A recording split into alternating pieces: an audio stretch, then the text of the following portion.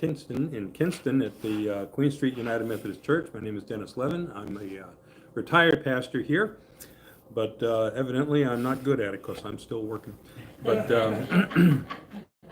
we're going to be doing the book of Numbers, and we're going to be doing chapters 10 and 11. And we're going to go through 10 fairly quickly, and then move into 11. 11 is a little less tedious. Before I get into it, though, I want to talk a little bit about what we call redactors. Redactors are editors.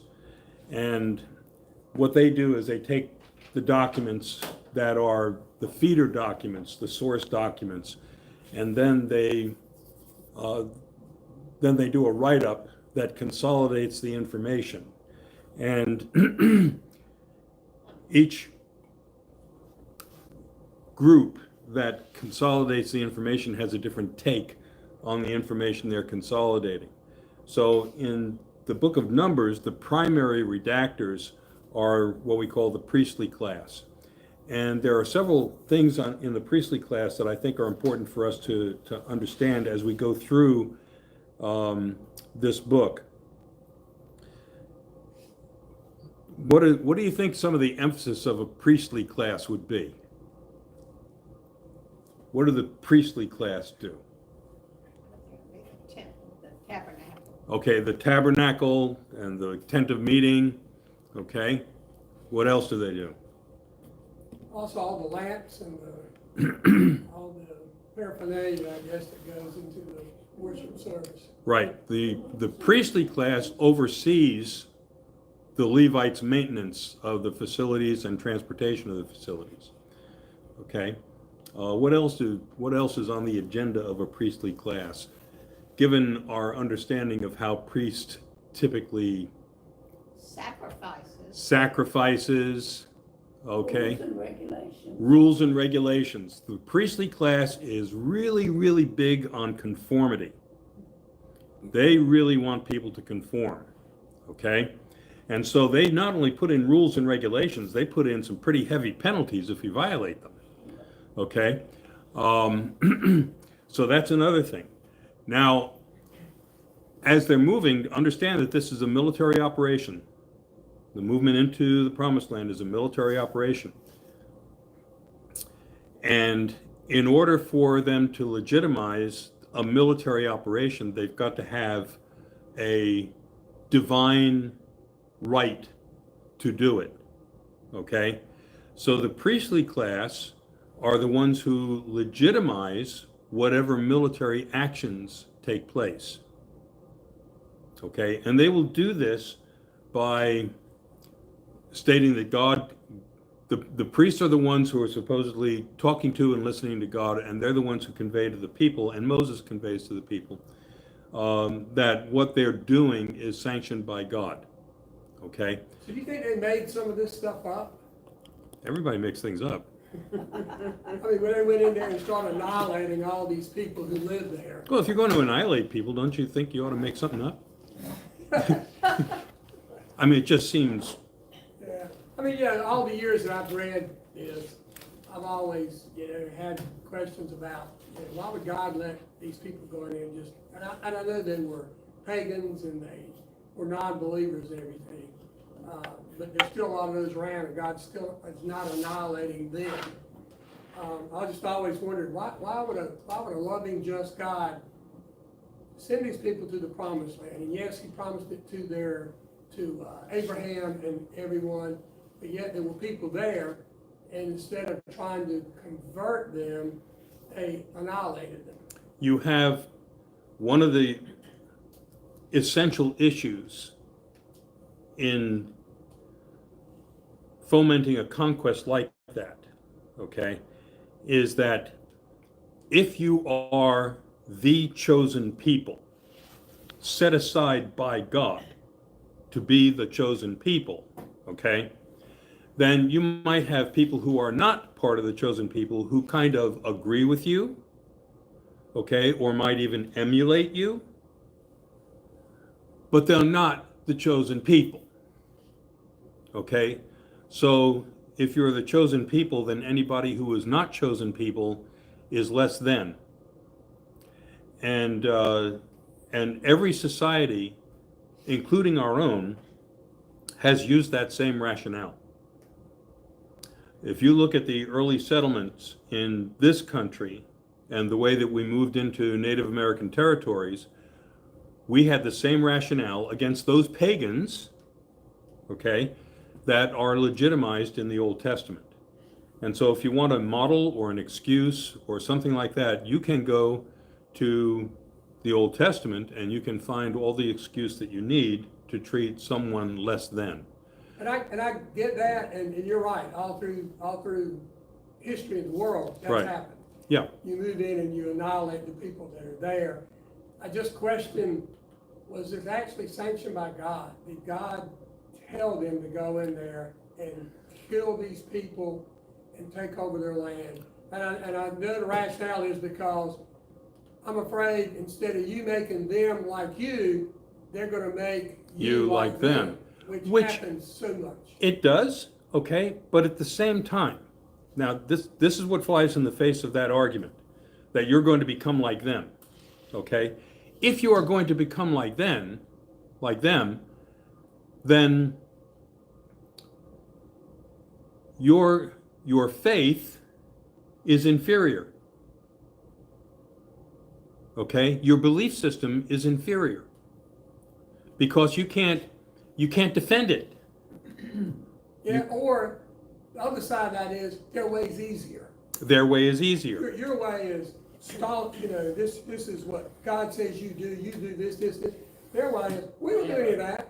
We got our God, we don't do any of that stuff. That's correct. So, hey, let's do their way. Yeah, and not only that, but there are other societies that are much more technologically advanced.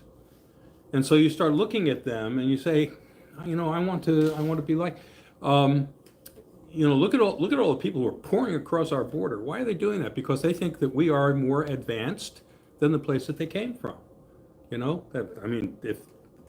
If they halfway have a legitimate reason for coming here, that would be it. Of course, you have a mix of criminals and terrorists that are coming along with them that have no interest in assimilating into our society.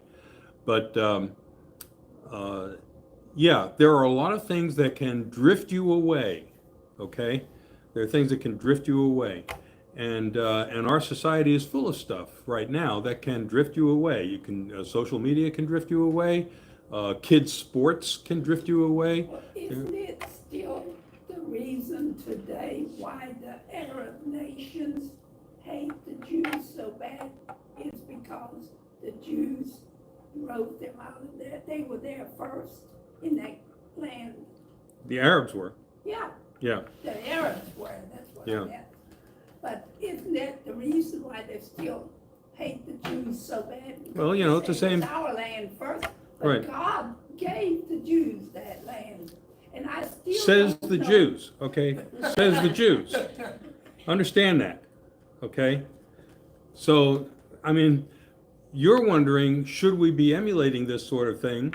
And my answer is, no. We should take a look at it and say, this probably is not the way God wants us to behave. And we need to question whether, when we get into some of the other stuff, I hope we can, but when we get into some of the other stuff and you look at the behavior of this God, in the priestly presentation of this God, there is no grace, okay? There are long-term grudges. There are punishments. And this is not an easy God to follow. You mess up on the rules, and they're going to make sure that you get whacked. Okay, so just be aware that the priests have an agenda to maintain a society with rules, regulations, and especially those that work to the advantage of the priest. Okay? Everybody's got an agenda. All right. It says the Lord spoke to Moses. Yes. Did Moses write down some things through his travels and they took it and Yes. expanded on it? Yeah, what you have to understand is they did not have a Bible. Right. Okay? They had writings. And Moses could write. And Moses could write. I mean, Moses was trained as an Egyptian priest. Of course, he could read and write, or as an Egyptian prince. Um, so yes, Moses was literate. The Semites had their own alphabet and language as well, and so they were literate. So yes, things were written down, okay, and there was a collection of these writings that ended up in the temple, and then when the Babylonians sacked it, they took all these writings and took them to Babylon, to part of their library, okay, and then they assigned Jewish scholars to go through them so that they could be read by the Babylonians, for one thing. And then when it turned into the Persian Empire, the king of Persia wanted them to write down who they were, what was their history, what was their religion, and are they worthy of being sent back to their homeland to establish what we would call a satrap of Persia in their homeland. Okay? So that's what the Pentateuch is about. The Pentateuch is their justification for not only going back, but here in chapter 10, there are silver trumpets. First thing that's described in chapter 10 is the silver trumpets. And they talk about how they're made and what they're used for. And they're used for calling the people to worship, and they're used for blowing an alarm. They're used for calling people to the high holy days, to the holidays. You know, they blow the trumpets for the holidays. And you'll see a reference to these trumpets all through, even into the prophets, Ezekiel and Habakkuk. And you'll see all these, you'll see these trumpets coming up again, being used by the people, especially as they're getting themselves reestablished. Evidently, they convinced the king of Persia to send those trumpets back with them. Okay? So the priests are the ones who blow the trumpets. And they brought them out of Egypt with them. No, they brought them out of the wilderness because they didn't have trumpets in Egypt.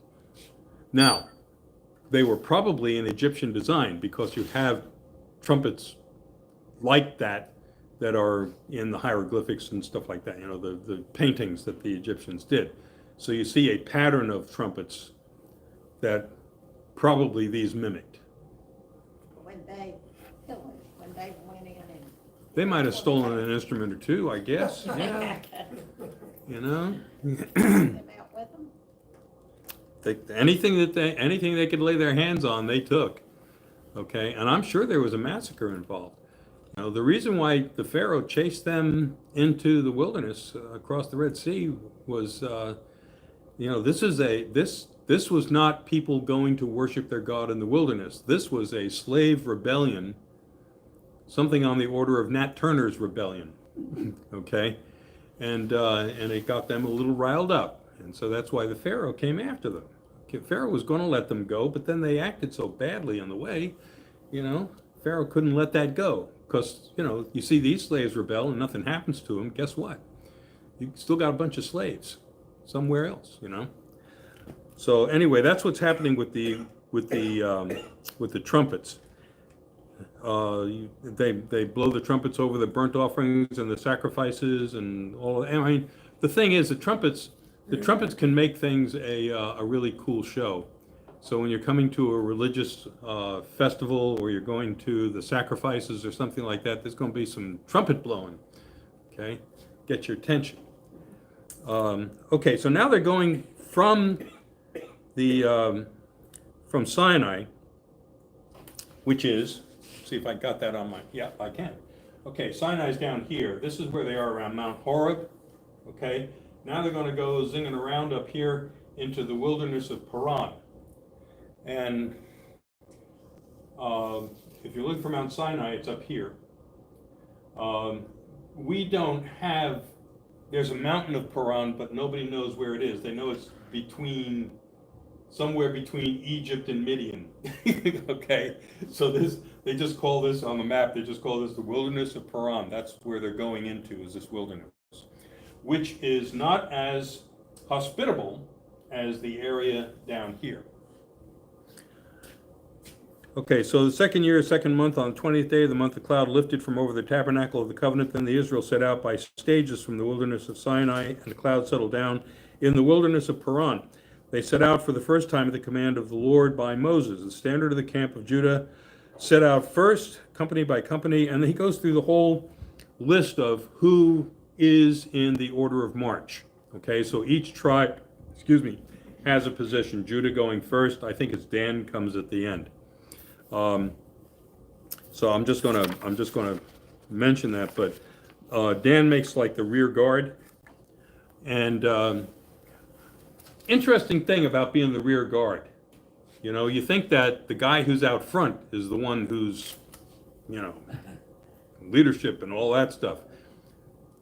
The rear guard is, from a security standpoint, if you're on a military march and you're going to enemy territory, that rear guard is really, really important, because they'll let the column go by, and they'll nip at your heels, which is what happened during the course of this march.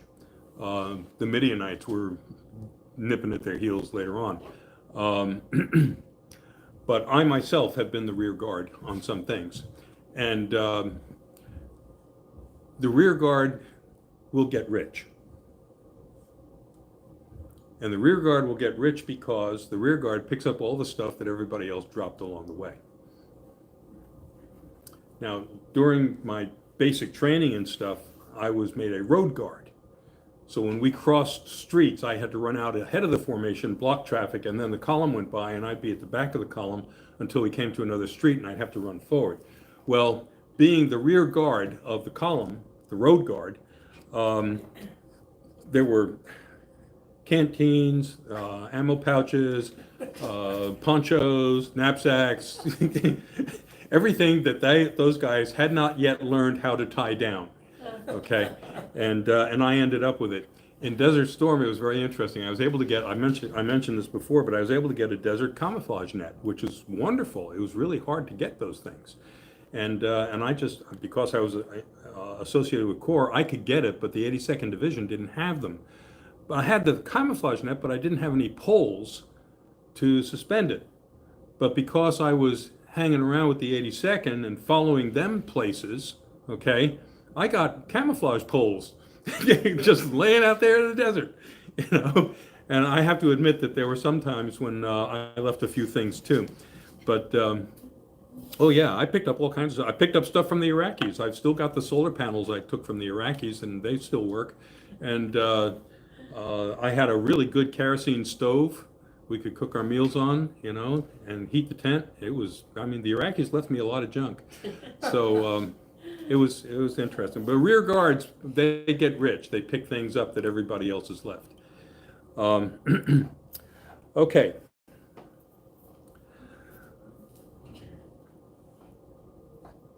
Okay, so Dan is at the end of it. Okay, then we get into this thing in verse 29. Moses said to Hobab, son of Roel, the Midianite, Moses' father-in-law. Okay, Moses' father-in-law is not named as Hobab in previous versions. Actually, if you go through the Pentateuch, you'll find that Moses' father-in-law has three different names. They call him by three different names, depending on where you're reading. And he is a priest of Midian. And the conversation here is that Moses wants him to come along because he's a Midianite. Okay, so he's a Midianite. He's up here. Okay, Midianites are up there. And so he knows the turf. He knows the terrain. And so Moses wants his father-in-law to be a guide for his people, and he promises him a portion of the promised land if he will do this. Okay? Now, under what authority Moses says you can have part of the promised land that's assigned to the promised people, I don't know. Okay? But I guess it's good to be Moses. So he promises him this, but Hobab turns him down. So they don't have a guide to show them the way who's native of Midian, okay? Because Hobab turns them down, Who then is their guide? God. God. So it's kind of interesting that Moses, after getting all the instructions on the cloud and the fire, guiding them to where they're going to go, tries to enlist somebody other than God to show them the way. You know, it does not seem very Mosaic for him to do this, but at least Hobab turns him down, and God remains the guide of the people.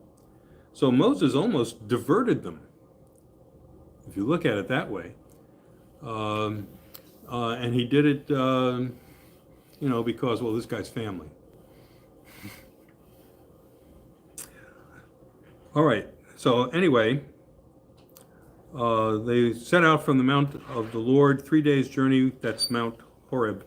3 days' journey with the Ark of the Covenant of the Lord going before them, 3 days' journey to seek out a resting place for them, the cloud of the Lord being over them by day when they set out from the camp. Whenever the ark set out, Moses would say, "Arise, O Lord, let your enemies be scattered and your foes flee before you." And whenever it came to rest, he would say, "Return, O Lord, to the 10,000 thousands of Israel." Okay, so Moses had a little saying, coming and going.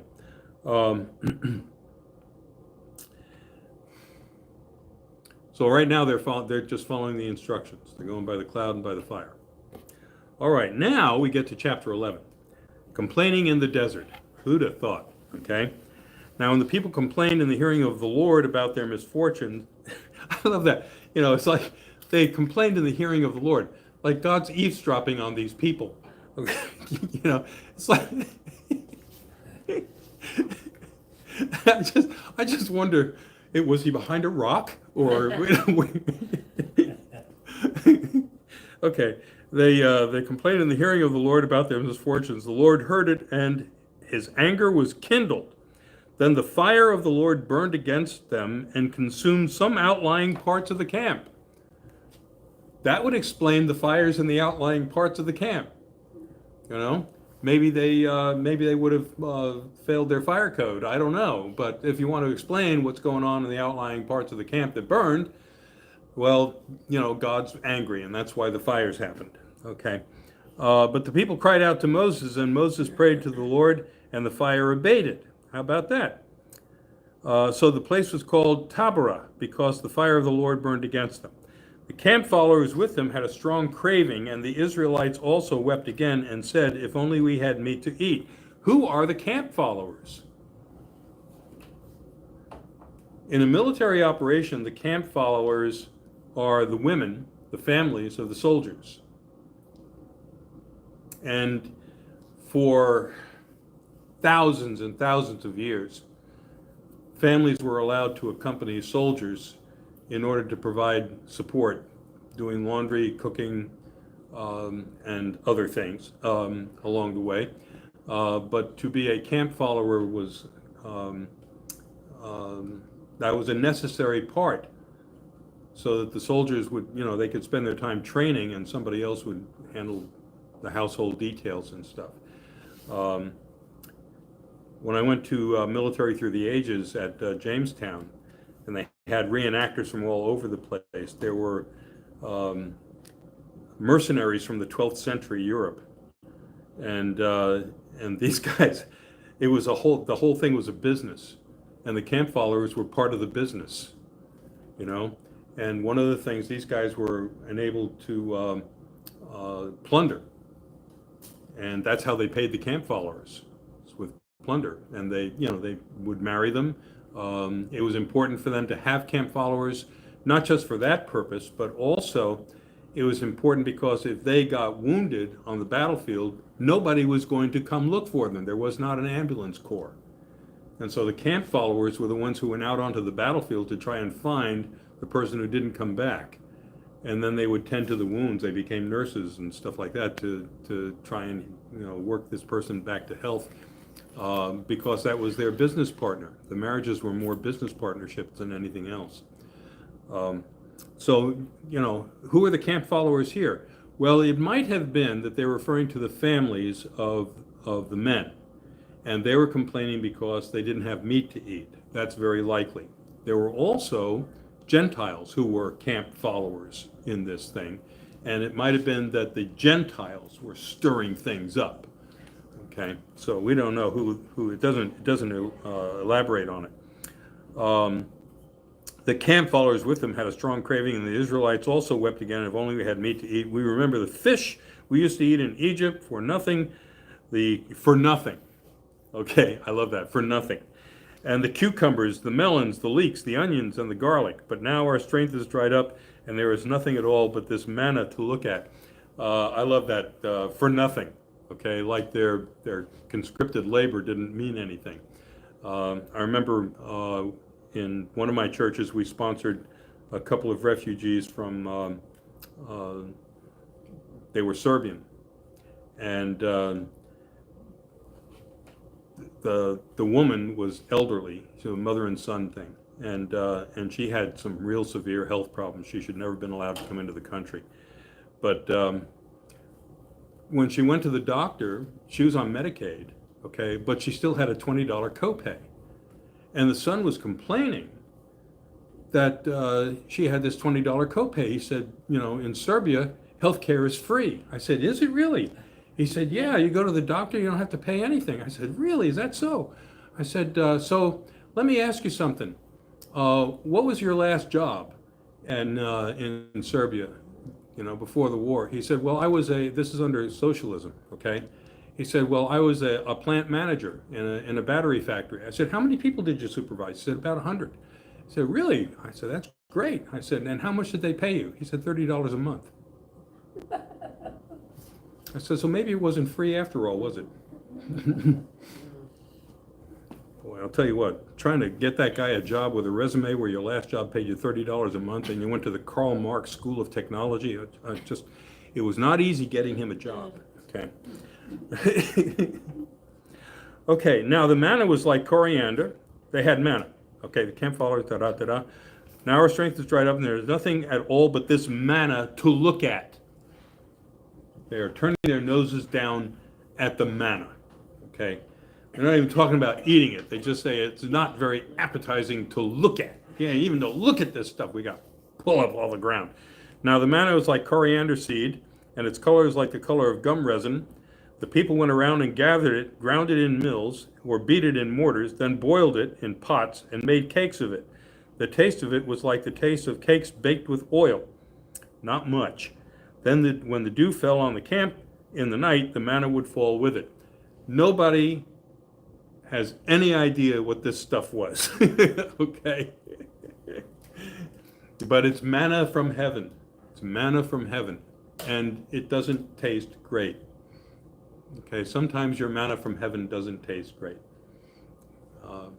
I remember when my daughter moved to Georgia.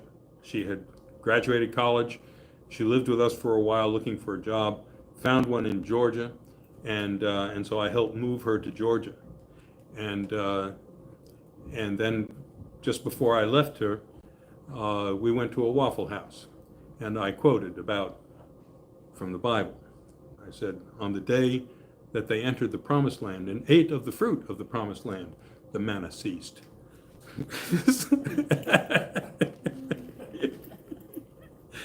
Okay. Moses heard the people weeping throughout their families, all at the entrances of the tents. Then Moses became very angry. Moses became very angry, and Moses was displeased. So Moses said to the Lord, why have you treated your servant so badly? I love this. Why have you treated your servant so badly? He's talking about himself. Why haven't I found favor in your sight that you lay the burden of all these people on me? Moses, did I conceive all these people? Did I give birth to them? I love this. That you should say to me, carry them in your bosom as a wet nurse carries a nursing child to the land that you promised on oath to their ancestors. Where am I to get meat to give to all these people? For they come weeping to me, saying, give us meat to eat. I'm not able to carry for all this people alone, for they are too heavy for me. This is the way that you're going to treat me? Put me to death at once, if I have found favor in your sight, and do not let me see misery. What a great relation Moses has with God. Oh, The people are complaining, and they're complaining. They're not complaining to you. They're complaining to me, and you put them out here, and I don't have any meat. What is this deal? You know, just kill me. Just kill me. You know? Moses said, I didn't want this job in the first place. I didn't want this job in the first place. You know, I didn't want this job in the first place. You know, get another burning bush out there. Call somebody else. Okay.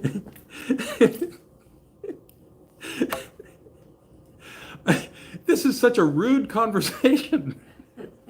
You know, I've had people who went through very difficult times come to me as a pastor and say, you know, this is really hard, and you know, I want to complain to God about this, but if I do, I'm showing disrespect. I said, no, you're not. No, you're not. You can complain to God. God wants you to complain.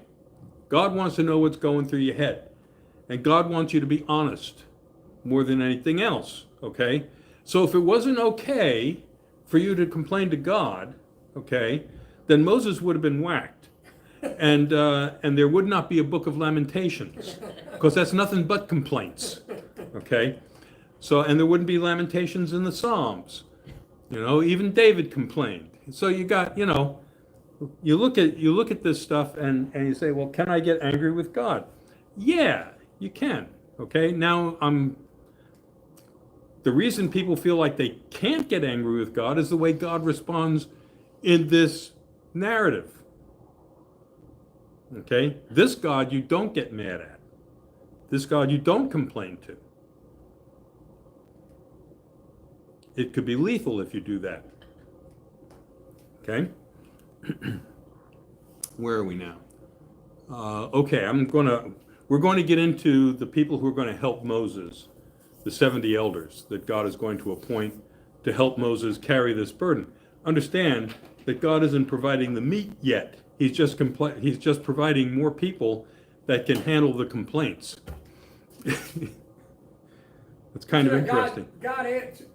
The good thing I get out of this, and most of it is that when Moses does complain, God doesn't say, hey, you know, look what all I've done for you.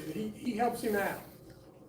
He does. It may not be exactly the way Moses wanted it, just Right. like sometimes it's not the way we want, but Mhm. he did help him. Yes. And didn't just turn a blind eye. I know. But complaining is kind of an interesting thing. I know in my upbringing, it was kind of characteristic of the Jewish heritage. You know, the Jewish mother the jokes about that. They complain, but they just suffer. They don't, you know, you know, that kind of stuff. And it's a way of leveraging, you know. But it's a technique, and the technique comes from these conversations that God had with Moses and Moses had with God. But it's characteristic of the culture, so kind of interesting. But we're going to leave it there. We're going to pick it up at verse 16 the next time we meet. Now, do we want to meet on New Year's Eve or not? Let's not. Okay, I'm thinking not. Okay, so it'll be a couple of weeks before we get back to this, but it's verse 16 is where we're going to pick up about the 70 elders, and then we'll see what God does about me.